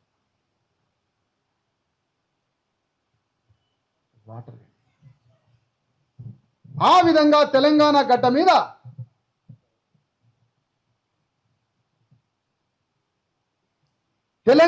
మీద జరిగిన మహా పోరాటం. స్వరాజ్య పాదయాత్ర తర్వాత ఆ పునాదితో BC SC ST JAC Telangana గడ్డ మీద అనేక మంది బీసీ నాయకులు సాంప్రదాయ దళారీ సంఘాలు కాకుండా ఇగో ఇంత పెద్ద పెద్ద మేధావులైనటువంటి ఒక పెద్ద సీనియారిటీ ఉన్న బ్రహ్మాండమైన నాయకుల్ని ఎంచుకొని ఆ నాయకులతో కలిసి ప్రయాణం చేసిన నా ఒక్కడితో కాదని, నాకు మంచి మంచి బీసీ నాయకులు కావాలి. అందులోనే ఈశ్వరయ్య గారు దొరికారు, అందులోనే చిరంజీవి గారు దొరికారు, అందులోనే ప్రొఫెసర్ రామయ్య యాదవ్ దొరికారు, కూరపాటి అన్న రమేష్ అన్న దొరికిండు. అట్లా బీసీ నాయకులు అనేక మంది దొరికిండ్రు. అలాంటి వాళ్ళతో కలిసి తెలంగాణ గడ్డ మీద పోరాటం మొదలుపెట్టినమయ్యా. ప్రధానంగా షెడ్యూల్ క్యాస్ట్కి షెడ్యూల్ ట్రైబ్కి అంబేద్కర్ రాజ్యాంగం ద్వారా రిజర్వేషన్ సౌకర్యాన్ని ఇచ్చి మమ్మల్ని బాగు చేసిండు. కానీ మా కళ్ళ ముందున్న బీసీలు వాళ్ళకి రాజ్యాంగ రిజర్వేషన్లు లేదని ప్రతిరోజు బాధపడి ఎస్సీ ఎస్టీలకు ఎట్లయితే రాజ్యాంగ రిజర్వేషన్లు ఉన్నాయో బీసీలకు కూడా 50% పార్లమెంటు అసెంబ్లీలో రాజకీయ ప్రాతినిధ్యం కావాలి, స్థానిక సంస్థల్లో బీసీలకు రాజకీయ ప్రాతినిధ్యం కావాలి. రిజర్వేషన్స్ 1,00,000 ఉద్యోగాలు ప్రకటిస్తే అందులో 50,000 ఉద్యోగాలు బీసీలకు రావాలి. విద్యా వ్యవస్థలో 50,000 సీట్లుంటే 25,000 సీట్లు బీసీలకు కావాలని బీసీలకి రాజకీయంగా, విద్యలో, ఆ రకంగా ఉద్యోగాల్లో 50% రిజర్వేషన్లు బీసీలకు కావాలని, ఎస్సీ ఎస్టీలకి సమానంగా రాజ్యాంగ హోదా బీసీలకి కావాలని ఈ పోరాటం మొదలుపెట్టినమని సగర్వంగా తెలంగాణ గడ్డ మీద చెప్తున్న విషయం. దానికోసం ఇప్పుడు రేవంత్ రెడ్డి మీద పోరాటం చేయాల్సింది. ఆయన అనుకుంటాడు కదా, హే ఈ పోరాటం చేసే వాళ్ళు ఢిల్లీ పోతారా? నేను ఎందుకు పోతా ఢిల్లీ మాకేం పనాయా? నీ గుండెల మీద కూర్చుంటావు, నువ్వే ఢిల్లీ పోతావు. నీ చుట్టుముడతాం, నువ్వే పోవాలి ఢిల్లీ. నువ్వే ఢిల్లీ పోయి నువ్వు మెట్రో కోసం ఎట్లా తిరిగినావో, నువ్వు మెట్రో రైలు వేసుకొని పోతావో, ఢిల్లీ ఫ్లైట్ వేసుకొని పోతావో. 50% రిజర్వేషన్ల చట్టాన్ని పార్లమెంటులో 9th షెడ్యూల్లో పెట్టించి రాష్ట్రపతి ఆమోద ముద్రేసుకొని రాజ్యాంగ హోదాలో బీసీలకి 42 నుంచి 50% చట్టం అనే కాగితం నీ చేతి నుండి వచ్చేదాకా నీతో యుద్ధం ఆగదని తెలియజేస్తున్నాం. ఇప్పుడు కేటీఆర్ చెప్పాల నాకు, నువ్వు వస్తావా పోరాటానికి? అబ్బాయి కేటీఆర్ అనే వ్యక్తి వస్తాడా మాతో పోరాటానికి? వస్తావా రావాను? నాకు చెప్పాలి. కేసీఆర్ చెప్పాలా ఈ యుద్ధానికి వస్తావా రావా? కేసీఆర్ వస్తాడా రాడా? బీజేపీ వస్తుందా రాదా? పాపం బీజేపీ దేశం అంతటి వస్తుందా రాజ్యం, తెలంగాణలో ఎట్లా రావాలో అర్థం కావట్లేదు, ఎట్లా రావాలో అర్థం కావట్లే. కానీ నేను ఒక మార్గం చెప్తున్నా, బీజేపీకి ఒక మార్గం చెప్తున్నా. బీజేపీ జాతీయ అధ్యక్షుడు ఉన్నాడు ఇక్కడ హైదరాబాద్లో. ఇప్పుడు ఆర్ కృష్ణ గారు పాపం అక్కడే ఆగిపోయాడు మమ్మల్ని వదిలిపెట్టి. ఇటు వస్తాడేమో అనుకుంటే ఆడ చిక్కిండు పాపం. నితిన్ ఆయన పేరు ఏందో కొత్తగా వచ్చిన ఆయన కాడ చిక్కుకున్నాడు ఆర్ కృష్ణయ్య గారు. ఇక్కడ ఆయన బిడ్డలంతా వల బాధపడతారు. ఆయన అక్కడ చిక్కుకొని పోయిండు, చిక్కిండు పాప.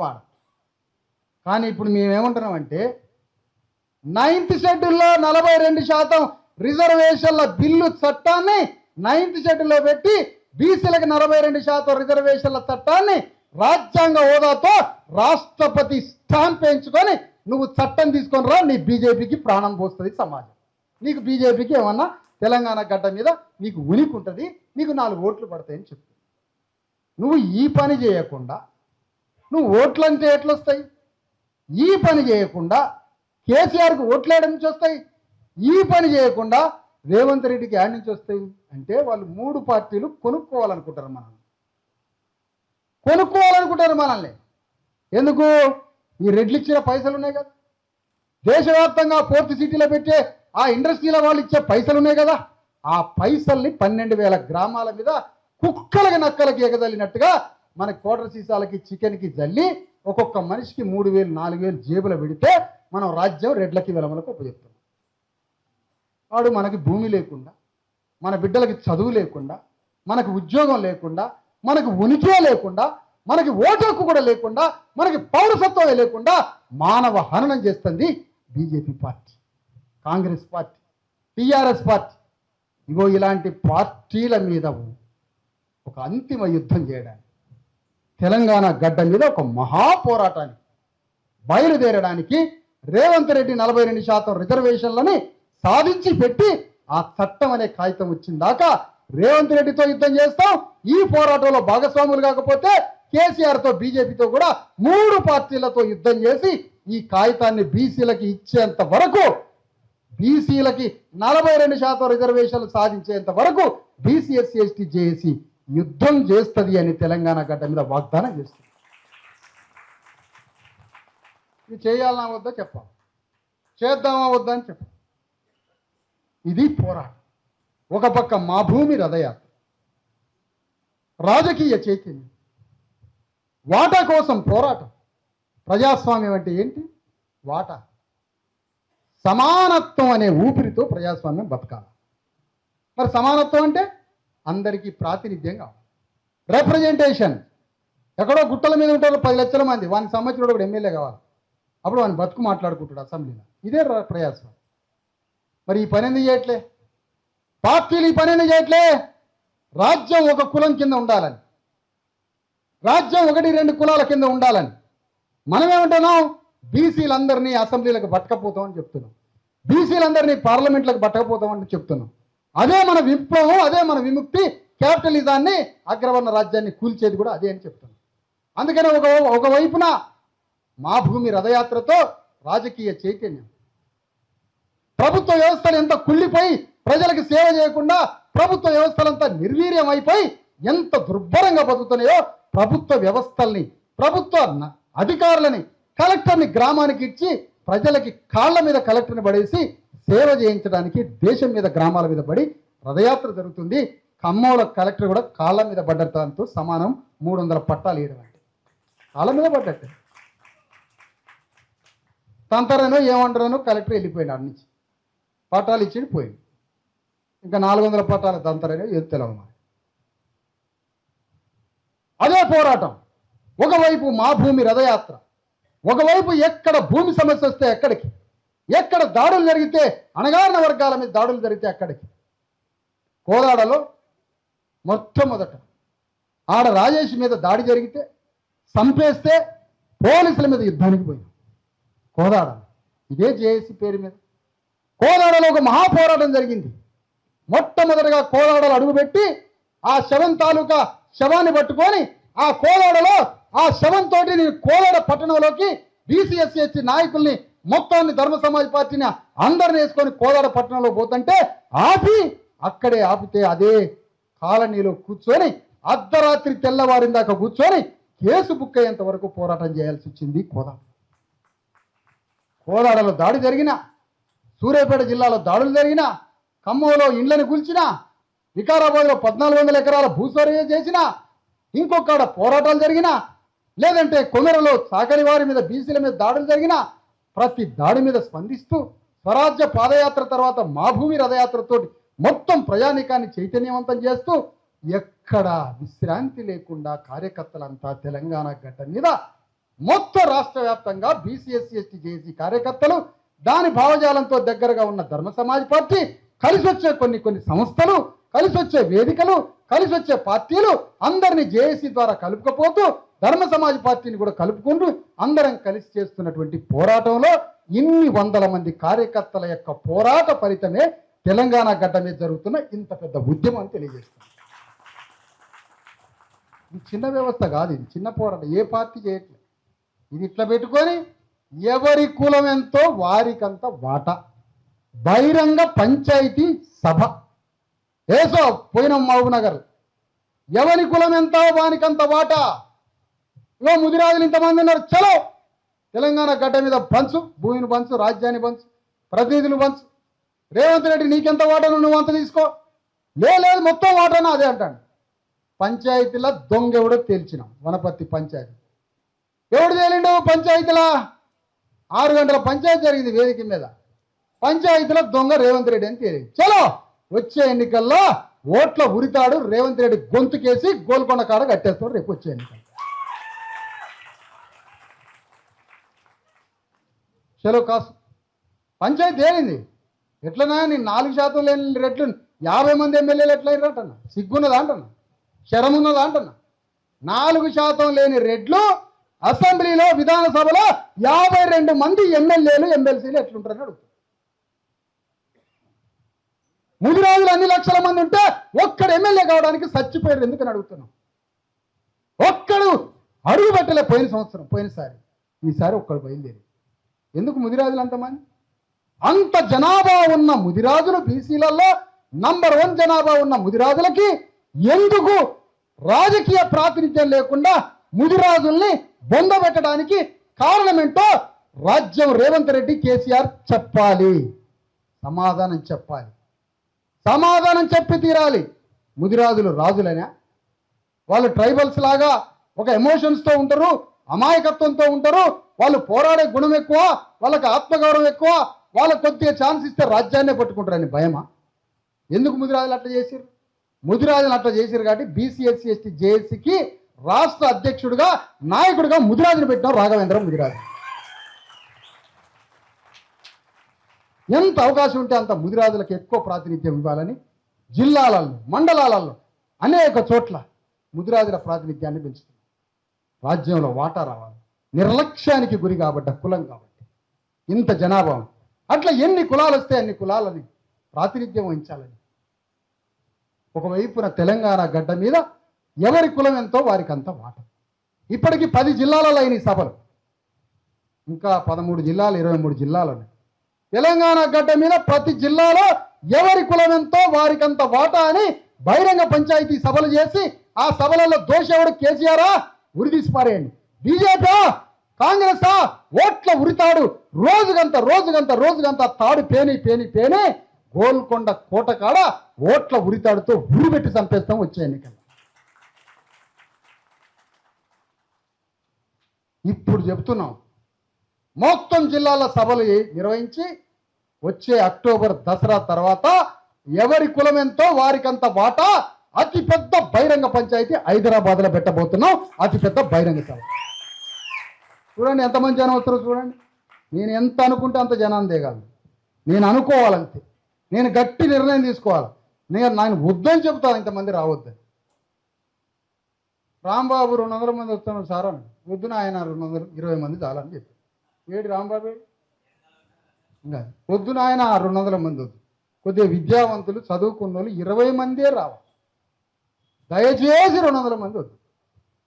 బహిరంగ సభ పెట్టబోతున్నాం. హైదరాబాద్లో బహిరంగ సభ పెడతాం. ఎవని కథ ఏంటో అక్కడ తెలుస్తావు రేపు రాబోయే రోజుల్లో. హైదరాబాద్లో బహిరంగ సభ కాదు, ఆ రోజు ప్రతి పార్టీ దగ్గరికి పోయి ఆ పార్టీ దగ్గర టీఆర్ఎస్ ఏమని చెప్పింది, నువ్వు ఆ ఓటునా ఈ ఓటునా, నువ్వు జై తెలంగాణ నై తెలంగాణ ఎటువైపు నువ్వు అని ప్రతి పార్టీ దగ్గరికి పోయి బిచ్చపోలాగా ప్రతి పార్టీ దగ్గరికి పోయి నువ్వు తెలంగాణ వైపా నువ్వు ఆంధ్ర వైపా నువ్వు ఎటువైపు. భలే పోరాటం చేసిండు ఆ కేసీఆర్. నువ్వు ఎటువైపు? పాపం యేసుక్రీస్తు 2వ రాకడ రావాలనుకున్నాడు కూడా మధ్యలో ఆగిండట. ఎటు చెప్పాలన్నా తెలవక ఎటు చెప్పాలి, రెండిట్లు ఎటు చెప్పాలి. ఆయన ఆగిపోయింది అక్కడ మధ్యలో ఆగిండు, రాడార్ సిగ్నల్ లేక.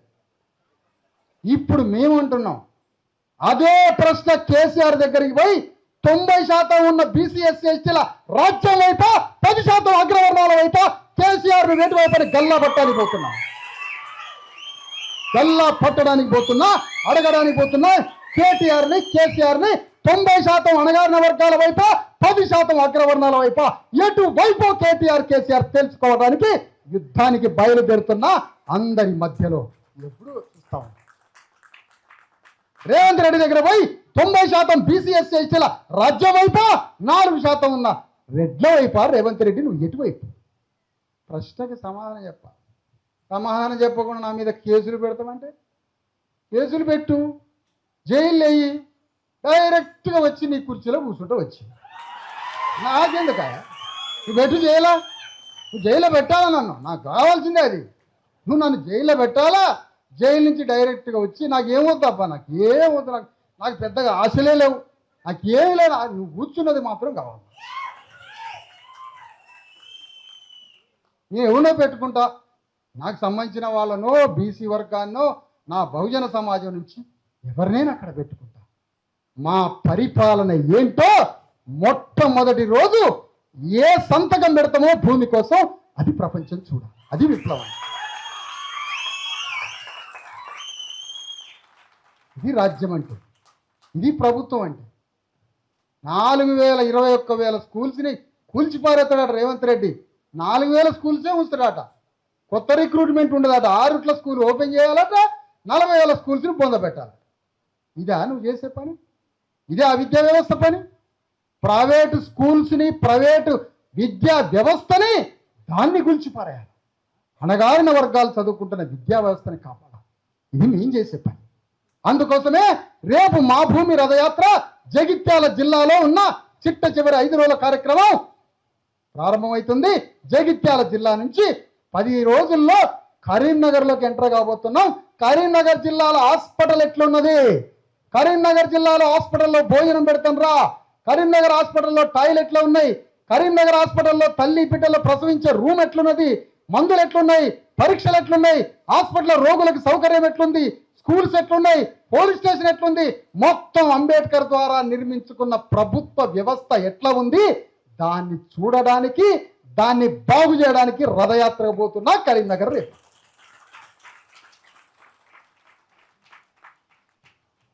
రావాలి. ఇప్పుడు కాసుకోవాలిగా. ఎవడెవడు ఎట్లా పరిపాలించి వ్యవస్థను నాశనం చేశారు, ఎవడెవడు నాశనం చేశారు వ్యవస్థ, అది చెప్పాలి. కరీంనగర్ తర్వాత మిగతా జిల్లాలకు పోయి ఒక్కొక్క విద్యా వ్యవస్థలు, ఆరోగ్యం, హాస్పిటల్స్ మాయి కదా. ప్రభుత్వాన్ని తయారు చేసింది కదా అంబేద్కర్. రాజు దైవాంశ సంభూతుడట. రాజు దైవాంశ సంభూతుడా? రాజులు ప్రభువులా ఈ దేశాన్ని ఏలేదు. సామాన్య ప్రజలు రాజ్యాన్ని ఏలాలని అంబేద్కర్ సిస్టమ్ తయారు చేసిపోయింది కదా అంబేద్కర్. ఆ వ్యవస్థ ఎట్లా ఉంది? మా కోసం పుట్టిన రాజ్య వ్యవస్థ. గవర్నమెంట్ సిస్టమ్ మెకానిజం మా కోసం తయారు చేయబడ్డ వ్యవస్థ. మేము ప్రైవేట్ హాస్పిటల్కి పోయి ₹1,00,000 కట్టి ప్రైవేట్ హాస్పిటల్ చూయించుకోవడం అంటే మా ఇంట్లో ఒక పీనిగా వస్తుందని హాస్పిటల్ పోయి ఇంకోటి పీనిగను తయారు చేసుకోవడం ఇంట్లో. మేము ఎందుకు హాస్పిటల్లో ₹1,00,000 కట్టాలి? మాకెందుకు ప్రభుత్వ హాస్పిటల్ లేదు? మాకెందుకు ప్రభుత్వ స్కూల్ లేదు?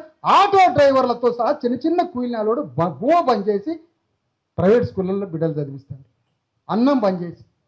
ఏం కర్మ అంటే రేవంత్ రెడ్డి ఒక్క 6 స్కూల్ చూపించి తెలంగాణలో ఇన్ని వేల స్కూల్స్ని కాల్చి బూడిద చేయాలనుకుంటున్నా. ఊరుకుంటావా మేము? ఎటువంటి పరిస్థితులు? అన్ని పార్టీలు నిద్రపోవచ్చు. నువ్వు టీఆర్ఎస్ని పొందబెట్టే పనిలో ఉన్నాడు రేవంత్ రెడ్డి. రేవంత్ రెడ్డి 24 గంటలు ఏం చేస్తాడు? మంత్రాలు చేస్తాడు. నల్ల కోడి నిమ్మకాయలు తెచ్చి బీఆర్ఎస్ని ఎట్లా పొందబెట్టాలా అని చూస్తాడు. రోజు మంత్రాలు చేసుకుంటాడు.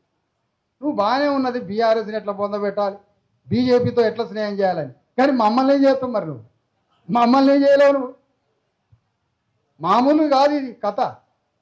ఈ కథ ఇది తెలుసుకోవాలి. రేపు ఎట్లా వస్తుందో, ఎట్లా దాడి చేస్తుందో మా కథ చూడాలి ఫస్ట్. అందుకనే మా పోరాటం బీసీ ఎస్సీ ఎస్టీ జేఏసీ అంటే ఒక్కడిది కాదు. తెలంగాణ గడ్డ మీద అన్ని పార్టీలలో ఉన్న బీసీ ఎస్సీ ఎస్టీలు తెలిసో తెలియకో మీ శరీరాలు అందులో తగలబెట్టినా మీ ఆత్మల్ని మాయమ్మడి తిప్పుకుంటాం. మీ మీద ఈగ వాళ్ళని కూడా ఊకోమని చెప్తున్నా. ఊకోం. ఇలాంటి బీసీ ఎస్సీ ఎస్టీ స్వరం, ఇలాంటి విప్లవం, ఇలాంటి విప్లవాత్మకమైనటువంటి వేదికలు ఎంత వస్తే మన వర్గాలకి గ్రామాలలో అంత విలువ, పట్టణాల్లో విలువ. ప్రభుత్వ ఉద్యోగులుంటే బీసీ ఎస్సీ ఎస్టీ ఉద్యోగులు ప్రభుత్వంలో విలువ. ఎక్కడ బీసీ ఎస్సీ ఎస్టీలు ఉంటే అక్కడ వాల్యూ క్రియేట్ అవుతుంది. ఇలాంటి ఉద్యమాల వల్ల, ఇలాంటి పోరాటాల వల్ల. మన గమ్యస్థానం చెప్పాం కదా, మన దీపస్తంభం చెప్పాం కదా, మన డెస్టినీ పాయింట్ చెప్పినాం కదా. అంబేద్కర్ చెప్పిన మాస్టర్ కీ పొలిటికల్ పవరే మన డెస్టినీ పాయింట్, మన గమ్యస్థానం, మన దీపస్తంభం.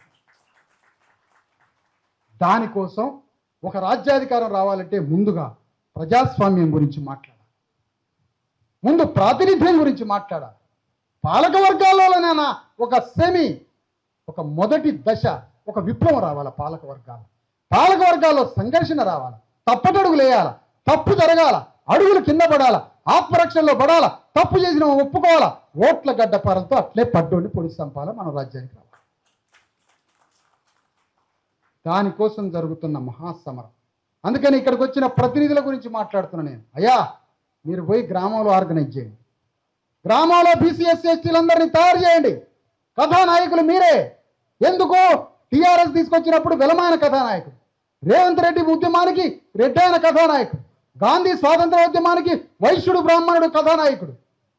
బీసీఎస్సీ ఎస్టీ జేఏసీకి, ధర్మ సమాజ్ పార్టీకి, కలిసి వచ్చే మిగతా మనలాంటి ఆలోచన ఉన్న పార్టీలకి కథానాయకులు బీసీఎస్సీ ఎస్టీలే.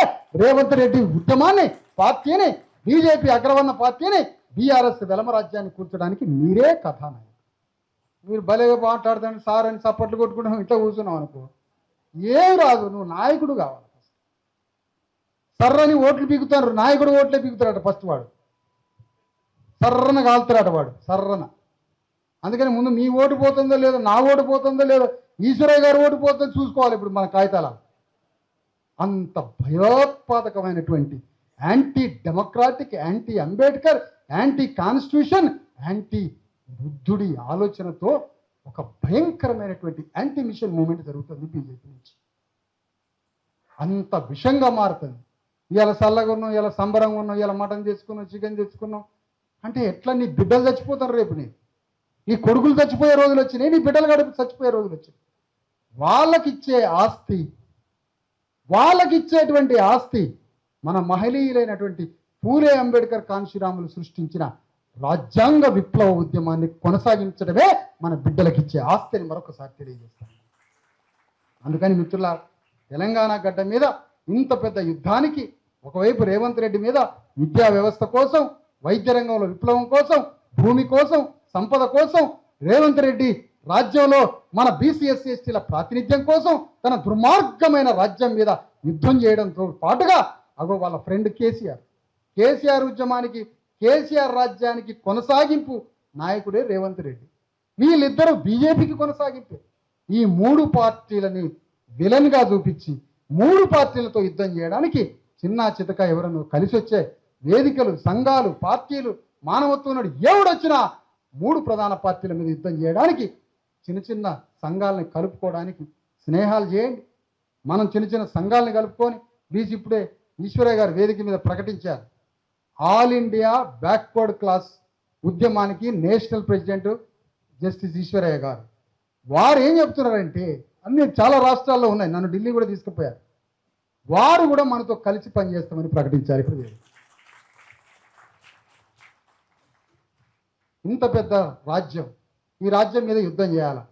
నా ఒక్కడి శక్తి, నీ ఒక్కడి శక్తి, మన శక్తి సరిపోదు. పేరుకు మాట్లాడుతున్నా, ఫలానా దగ్గరికి నేను పోయాను అంటున్నా. నేను పోయానంటే నా 70 కిలోల శరీరం కాదు, నేను పోయానంటే మిమ్మల్ని అందరిని తీసుకొని పోయాను అని అర్థం.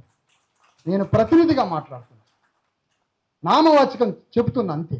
కానీ నేను పోతున్నది 3.5 కోట్ల మంది బీసీల యొక్క ఆత్మల్ని తీసుకొని, వేల మంది ప్రతినిధులైన మనల్ని తీసుకొని పోతున్న యుద్ధం ఇది. ఈ యుద్ధంలో అందరం పాల్గొందాం. తెలంగాణ గడ్డ మీద రాబోయే రోజుల్లో ఎవరి కులం ఎంతో యారికంత వాటా, ఎవరి కులం ఎంతో వారికంత వాటా అనే నినాదమే ప్రజాస్వామ్యం, అనే నినాదమే భారత రాజ్యాంగ సూత్రం, అనే నినాదమే సమానత్వం, అనే నినాదమే ఎవరి కులం ఎంతో వారికంత వాటా నినాదమే సోషలిజం అని చెప్తున్నా ఈ వేదిక నుంచి. అంత గొప్ప సూత్రంతో తెలంగాణ గడ్డ మీద అనేక జిల్లాల్లో పోరాటాలు చేసి హైదరాబాద్లో కూడా ఒక భారీ బహిరంగ సభతో ఈ 2 సంవత్సరాలు తెలంగాణ గడ్డ మీద రేవంత్ రెడ్డి మీద యుద్ధం చేస్తాం. రేవంత్ రెడ్డి వర్గానికి సంబంధించిన కేసీఆర్ బీజేపీని వదిలిపెట్టాం. 3 పార్టీలని 3 చెరువుల నీళ్లు దాగిచ్చే యుద్ధం కొద్ది రోజులలో కరీంనగర్ నుంచి, జగిత్యాల నుంచి ప్రారంభించబోతున్నామని ఈ వేదిక మించి తెలియజేస్తా ఉన్నా మీ అందరికీ. పోరాటం చేస్తేనే మనకు ఉనికి, పోరాటమే మన బిడ్డలకి ప్రాణం, పోరాటమే ప్రజాస్వామ్యానికి శ్వాస, పోరాటమే మన బిడ్డల్ని బతికించుకోవడం. ఇది ఎవరి కోసమో కాదు బాబు, నీ కడుపున పుట్టిన బిడ్డల కోసమే నాయన ఈ ఉద్యమం. నా కోసమో ఇంకోటి కోసమో కాదు నాయన, ఇది రాజ్యం కోసం. పూలే అంబేద్కర్, కబీర్ దాస్, శివాజీ మహారాజ్, మహాత్మా జ్యోతిరావు పూలే, సంత్ రవిదాస్, గౌతమ్ బుద్ధుడు, సమ్రాట్ అశోక చక్రవర్తి యొక్క లెగసీ పోరాటం, పక్కనున్న కర్ణాటక బసవేశ్వరుడి యొక్క పోరాటానికి కొనసాగింపు, తమిళనాడు పెరియార్ కరుణానిధి ఉద్యమానికి కొనసాగింపు, వెస్ట్ బెంగాల్లో ఉన్నటువంటి జోగేంద్రనాథ్ మండలం ఉద్యమానికి కొనసాగింపు, ఇట్లా అందరి ఉద్యమాల యొక్క కొనసాగింపు యొక్క మిషన్ పోరాటమే మన పోరాటం. ఇన్ని ఆలోచనలు మెదడులో ఉండబట్టే కదా అయ్యా 15 నెలల బిడ్డను పట్టుకొని తెలంగాణ గడ్డ మీద సంచలనాత్మకంగా యుద్ధం చేశాం కదయ్యా. తెలంగాణ గడ్డ అన్నీ పోరాటాలే కదా, ఎక్కడ రాజీ లేని పోరాటం కదా, విరామం ఎరగని పోరాటం కదా.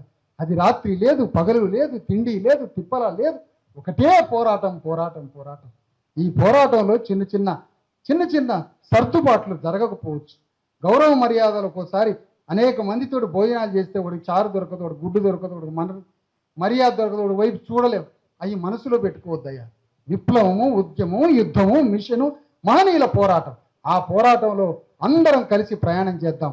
తెలంగాణ గడ్డ మీద పూలే అంబేద్కర్ కాంచనంల విప్లవాన్ని, సామ్రాట్ అశోక చక్రవర్తి యొక్క రాజ్యాన్ని తిరిగి తెలంగాణ గడ్డ మీద పునర్నిర్మించి రేవంత్ రెడ్డి కాంగ్రెస్ని, బీజేపీని, బీఆర్ఎస్ని ఏకకాలంలో బొందబెట్టి యుద్ధం చేసేటువంటి ఒక పెద్ద ప్రయత్నం, పోరాటం చేద్దామని మీ అందరికీ తెలియజేస్తా ఉన్నాం ఈ సందర్భంగా. అందుకని ఈ పోరాటంలో కథానాయకులుగా ప్రతినిధులు అందరూ కలిసి రావాలి. ఈ పోరాటం మీద అతిపెద్ద ఆలోచనతోటి గ్రామాలలో ప్రతి బీసీ ఎస్సీ ఎస్టీలని 10 మందిని 11 మందిని తయారు చేయండి. గ్రామాలు ఒక కుమరాయని, ఒక చాకరాయని, ఒక యాదవ్ని, ఒక గౌండ్లాయని, అన్ని కులాలని కలుపుకొని ఒక కమిటీ వేసుకొని ఆ కమిటీ అన్ని విషయాలు మాట్లాడి ఈ గ్రామంలో ఎట్లా యుద్ధం చేయాలి, గ్రామంలో ఉన్నటువంటి భూస్వామిని అన్ని పార్టీలు తప్పించేసి, బ్రిటిష్ వాడేమో శత్రువు, బ్రిటిష్ వాడిని అన్నాడు కాంగ్రెస్, బీజేపీ వాడేమో తుర్కాయన శత్రువు అన్నది, కాంగ్రెస్ వాడేమో బ్రిటిష్ వాడి శత్రువు అన్నాడు, కమ్యూనిస్ట్ వాడేమో అమెరికాలో శత్రువు అన్నాడు, బీఆర్ఎస్ వాడేమో ఆంధ్రాలో శత్రువు అన్నాడు. బీసీ ఎస్సీ ఎస్టీ జేఏసీ శత్రువు గ్రామంలో ఉన్నాడు రా నా కొడక, గ్రామంలో ఉన్నాడు శత్రువు. వాడెక్కడో లేడు, విలేజ్లోనే ఉన్నాడు. వాడే ముఖ్యమంత్రి, వాడే మంత్రి, వాడే జడ్జి, వాడే వ్యాపారవేత్త, వాడే అమెరికా పోయిండు, వాడే మొత్తం తెలంగాణని దేశాన్ని దోపిడీ చేస్తుంది మీ గ్రామంలో ఉన్న భూస్వామి ఆదొరే. మాకు పేద రెడ్ల మీద దేశం లేదు, పేద వెలముల మీద దేశం లేదు, ప్రజాస్వామ్య రెడ్ల మీద అంతకన్నా లేదు. ప్రజాస్వామ్య వెలముల మీద, ప్రజాస్వామ్య అగ్రకులాల మీద, ప్రజాస్వామ్య విలువలున్న అగ్రకులమైన మాతో డీకాస్టిఫై మాతో సహజీవనం చేయాలనుకునే ఎవరి మీద మాకు ద్వేషం లేదు. నాదర్గూలు, మిగతా భూముల పోరాటం, ఖమ్మం వెలుగుమట్ల పోరాటంలో 5-10 మంది అగ్రవర్ణ పేదలు ఉంటే వాళ్ళ కోసం కూడా యుద్ధం చేసినవని వేదిక మీద తెలియజేస్తా ఉన్నా సగర్వంగా. మాకెవడి మీద లేదు ద్వేషం. మీకు న్యాయం జరగాలంటే పేదలకు ఇక్కడే న్యాయం జరిగింది. అందుకని ఇంత పెద్ద పోరాటంలో మీరందరూ భాగస్వాములై మీ గ్రామాల్లో బీసీ ఎస్సీ ఎస్టీ చేసి కమిటీలు వేసుకొని ఆ కమిటీలలో మరింత నాయకత్వంగా తయారు కాండి. మీకోసం శిక్షణా తరగతులు కూడా త్వరలో ప్రారంభమైతే జ్ఞానం నేర్చుకొని, శిక్షణలో జ్ఞానం తెలివి నేర్చుకొని, రాజకీయ చైతన్యం మరింత పెంచుకొని కథానాయకులుగా బయలుదేరి త్యాగం చేయడానికి, అవమానాలకి రెడీగండి. త్యాగం చేయడానికి, అవమానాలకి. ఎందుకంటే మనం పస్తుపన్న రోజు కూడా మనల్ని అవమానిస్తాం. అవమానాలకు సిద్ధంగా అండి, త్యాగాలకు సిద్ధంగా అండి.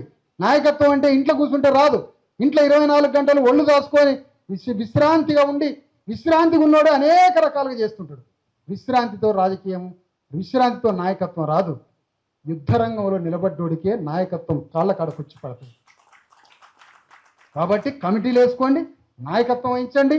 అగ్రవర్ణాల మీద, అగ్రవర్ణ పార్టీల మీద యుద్ధం చేయడానికి బయలుదేరి తెలంగాణ గడ్డ మీద మహనీయులు కలలుగన్న బీసీ ఎస్సీ ఎస్టీల హక్కుల కోసం, సామాజిక న్యాయం కోసం, సోషల్ జస్టిస్ కోసం, అంతిమంగా రాజ్యాన్ని స్థాపించడానికి మనందరం కలిసి ప్రయాణం చేయాలని మీ అందరికీ పిలుపునిస్తూ సెలవు తీసుకుంటున్నా. జై భీమ్, జై రాజ్యాంగం, జై భారత రాజ్యాంగం. అందరూ ఒక్కసారి ఒక నినాదం ఏంటి? జై బీసీ ఎస్సీ ఎస్టీ తెలంగాణ, జై బీసీ ఎస్సీ ఎస్టీ తెలంగాణ. అస్సలు సరిపోలేదన్న సౌండ్ దయచేసి. జై బీసీ ఎస్సీ ఎస్టీ తెలంగాణ, జై బీసీ ఎస్సీ ఎస్టీ తెలంగాణ. అందరికీ ధన్యవాదాలు. అందరికీ భాగస్వాములై ఇంత ఉద్యమం నడిపినటువంటి మీ అందరికీ, వేదిక మీద ఉన్న ప్రతి నాయకులకి, ముఖ్యంగా జస్టిస్ ఈశ్వరయ్య గారికి, ప్రొఫెసర్లకి, అందరికీ ఒక రకంగా మనం అందరం ఇందులో భాగస్వాములమే. కానీ అయినప్పటికీ అందరికీ జై భీమ్, ధన్యవాదాలు. జై భారతరాజ్.